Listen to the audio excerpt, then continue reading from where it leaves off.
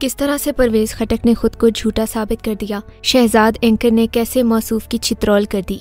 एतबार नहीं करता था, ये कौन कह रहा है और किसको। सऊदी अरब में लोग हज के मौके पर शैतान को कंकरियां मारते हैं, जबकि पाकिस्तान में अवाम रोज शैतान को बड़े बड़े पत्थर मारते हैं और एंकर लोटों को सवालात के कंकर मारते हैं। इस वक्त आलम यह है कि एक तरफ लोगों को रोकने की हर कोशिश की जा रही है, लेकिन तारीख साज कन्वोकेशन हो रहे हैं। दूसरी तरफ लोग लाने की हर कोशिश की जा रही है, लेकिन पंडाल खाली रहते हैं। ऐसे में जिन्हें वजीर आजम लाने की कोशिश की जा रही है, क्या वो आ सकेंगे? सीनियर तज्जियाकार कलीदी कानून दान चोटी के सियासतदान इस बात पर मुत्तफिक हैं कि बहुत मुश्किल है नवाज शरीफ चौथी बार वजीर आजम बन जाएं।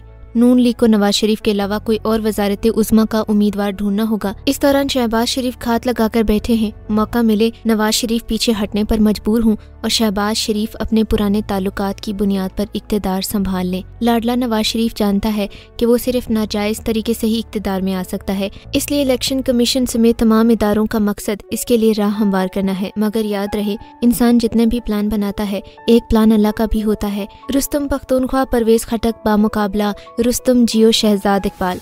शहजाद इकबाल के हर सवाल पर रुस्तम पख्तूनख्वा का एक ही जवाब, मेरी मर्जी, मैं जो मर्जी है कहूँ। क्या करोगे तुम? मेरा जिस्म मेरी मर्जी के बाद पेश खिदमत है। हमें जहाँ फायदा होगा हम लोटे बन जाएंगे। छोड़ने की वजह बयान करते हुए कहते हैं, मेरी पीटीआई ऑफिशियल चाचा खटक मर्जी। जिस उम्र में लोग अल्लाह अल्लाह करें, उसने खुद को पूरी तरह रुसवा करने का इंतखाब किया है। जियो पर नया पाकिस्तान में शहजाद इकबाल ने परवेज खटक की धोती बनी गाला के कोठे पर लटकाकर उसे बराह रास्त वार दिया, लेकिन अब डर है कि कुछ और न हो जाए। ये पार्टी तोड़ देगा, इसमें गन्ना तोड़ने की सलाहियत नहीं है। शेर अफजल मरवत ने ठीक कहा था और हम कहते हैं, तीली पहलवान से न ही गन्ना टूटेगा न ही पीटीआई, ये दोनों ही हसरतें जल्द साथ लेकर मर जाएगा। जिससे माचिस की तीली मुश्किल से टूट पाएगी, वो तहरीके इंसाफ तोड़ने की बात कर रहा है। तौबा तौबा। आज इमरान खान को जेल में डालकर हर तरह की पाबंदियां पीटीआई पर लगाने के बावजूद तमाम सुरमा इलेक्शन से फरार के रास्ते ढूंढ रहे हैं। जैसे कि 8 फरवरी को सर्दी होती है, वोटर वोट नहीं डाल सकता। ये बातें वो बंदा कर रहा है जो जमीन गर्म करने की धमकियां देता रहा है। जिन लोगों को बहादुर शाह जफर की आदत हो और ऊपर से टीपू सुल्तान आ जाए तो वो इलेक्शन से फरार ही होंगे। यही हाल पीडीएम का है। इस वक्त नून और निगरान दोनों इलेक्शन से फरार के लिए सरगर्म हैं, लेकिन इलेक्शन तो होगा, क्योंकि इलेक्शन से फरार होना मुल्क को मजीद मुश्किलात में धकेलने के मुतरादिफ है।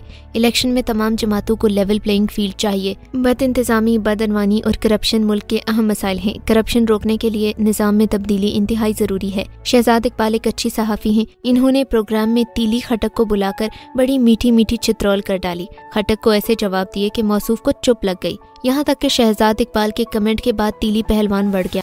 हमेशा कहता था इस ख्याल करना, इसमें ये एतमाद का बंधन, ये किसी पर एतमाद ही नहीं करता, उसको दोस्त ही कोई नहीं, पार्टी में किसी को इज्जत नहीं देना चाहता, अपने अलावा उसको नजर वाली बात तो आखिर में दुरुस्त साबित नहीं हुई, क्योंकि जो देरीना साथी थे वो भी छोड़ के चले गए, जो शुरू से पीटीआई में थे वो भी चले गए। आपकी तरह जो लोग बाद में आए, जिनको बड़े ओहदे मिले, उन्होंने भी पार्टी छोड़ दी। तो कहीं ना परवेज खटक ने प्रोग्राम में खुद ही अपनी पोल खोल दी, एतराफ कर लिया कि वो पहले ही आस्तीन का सांप था। मौसूफ के मुताबिक इमरान खान ने मुझे खड्डे लाइन लगाने के लिए वजीर दिफा बनाया, लेकिन अल्लाह का शुक्र वहाँ मेरे फौज के साथ ताल्लुकात बन गए। परवेज खटक की इस बात पर शहबाज इकबाल की मायने खेज मुस्कुराहट ने खटक के 14 तबक रोशन कर दिए। खटक कहना चाह रहे थे, मुझे जालिम ने चौकीदार रखा, अल्लाह के करम से वहाँ मेरी डाकुओं के साथ मुरासिम बन गए। और कोई इस गन्ने जितने इंसान को बताए कि इन पोजीशंस पर मुल्क के लिए काम किया जाता है, अपने लिए नहीं। बहुत अच्छा हुआ ये नमक हराम गद्दार पार्टी से दफा हो गया। अंदाजा लगाएं, ये बंदा सियासत अपने मुफाद के लिए करता रहा। सीएम पख्तूनख्वा बना रहा, वजीर दिफा पाकिस्तान बना, नुमाइंदगी पूरे पाकिस्तान की, मुफाद जिनकी अपनी जात हो सिर्फ, तो ऐसी सोच पर लानत है। नमक हराम तो ऐसे होते हैं क्योंकि इनकी अपनी इज्जत नहीं होती, ये किसी की इज्जत क्या ही करेंगे। इस बंदे ने खुद अपनी ये औकात की है कि परवेज खटक पाकिस्तान में जहाँ जाएगा लोटे उसका पीछा करेंगे। परवेज खटक ने इमरान खान को गंदा करने की कोशिश करना चाहिए, मगर खुद ही जलील होकर रह गया। कटमल खटक का कहना था, इमरान खान पार्टी में किसी पर भी एतबार नहीं करता था। इमरान खान किसी का दोस्त नहीं, वो किसी पर एतमाद करता ही नहीं। लेकिन खान साहब की एतमाद न करने वाली बात तो दुरुस्त हो गई। जो शुरू से उनके साथी थे वो भी चले गए, जो आपकी तरह बाद में आए, जिन्हें बड़े ओहदे मिले, पार्टी के मुश्किल टाइम में आप भी छोड़कर चले गए। अगर आप पर एतबार नहीं करता तो सच करता था, क्योंकि उसे शक था कि मुश्किल वक्त में आप साथ खड़े नहीं होंगे।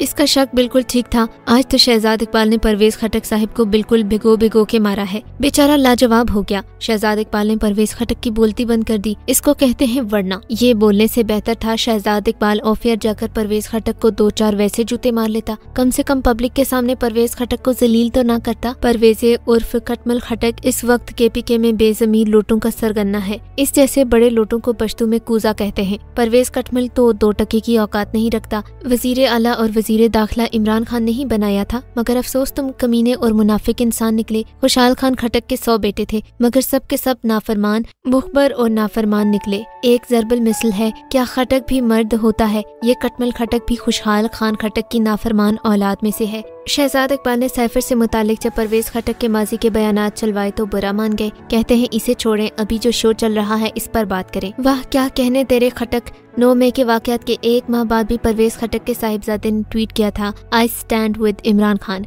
जिसे परवेज खटक ने रीट्वीट भी किया। आखिर 9 मई के वाकयात की मजम्मत और पार्टी से लाताल्लुकी में इतनी ताखीर क्यों? इससे साबित हुआ परवेज खटक डर के मारे पार्टी से भागा था। हालिया दिनों में निजामपुर नौशेरा में कुछ लोगों ने इससे एक प्राइवेट मीटिंग में PTI छोड़ने पर एहतजाज किया। इसने जवाब दिया चुप रहो, पता उनको चलता है जिनके मुंह पर मुक्का पड़ता है। साफ जाहिर है ये अपने डर की वजह से भागा। इसीलिए महीने बाद जब सर पर चोट लगी तो खटक को होश आया। मैंने इमरान खान को कहा आपको जिंदगी का खतरा है। इमरान खान ने जवाब दिया मुझे कोई फिक्र नहीं, शहीद हुआ तो मेरा नाम हमेशा रहेगा। उसने कहा खटक तुम बहुत सादे हो, या तो मैं कामयाब होऊंगा या शहीद हो जाऊंगा, लेकिन कोई ये नहीं कह सकता कि मैं आप लोगों के लिए लड़ा नहीं। उसके बाद मैं डर गया, मुझे लगा ये शख्स मुल्क में डिक्टेटरशिप लाना चाहता है। ये होती है हकीकत जो इन जैसे 2 मुंह वाले मुनाफिकों के मुंह से भी निकल आती है। सच है इमरान खान लोगों के दिलों में बस चुका है। इमरान खान करोड़ों पाकिस्तानियों की जिद बन चुका है। परवेज खटक के इंटरव्यू के लिए शहजाद इकबाल ने खूब तैयारी की थी, लेकिन परवेज खटक के छक्के छुड़ा दिए गए। उनकी मुनाफिकत और दोगलेपन को सबके सामने आश्कार किया। शहजाद इकबाल ने सहाफत का हक अदा कर दिया। प्रो मैक्स रगड़ा लगाया। परवेज खटक लाजवाब हो गया। उम्मीद है अगली बार भी परवेज खटक साहिब शहजाद इकबाल साहिब के शो में जरूर आएंगे। Well done Shahzad Sahib. लोटे खटक को हम बस यही कहेंगे कि ये जुर्म नहीं आप किसी जमात के साथ और कब शामिल हो रहे हैं, लेकिन ये जरूर जुर्म है कि आप जिस जमात को छोड़ दें उसके बारे में फजूल बकवास न करें। बहुत जल्द तमाम लोटे अपने अंजाम को पहुंचने वाले हैं। कुछ ना समझो को अभी भी ये समझ नहीं आ रही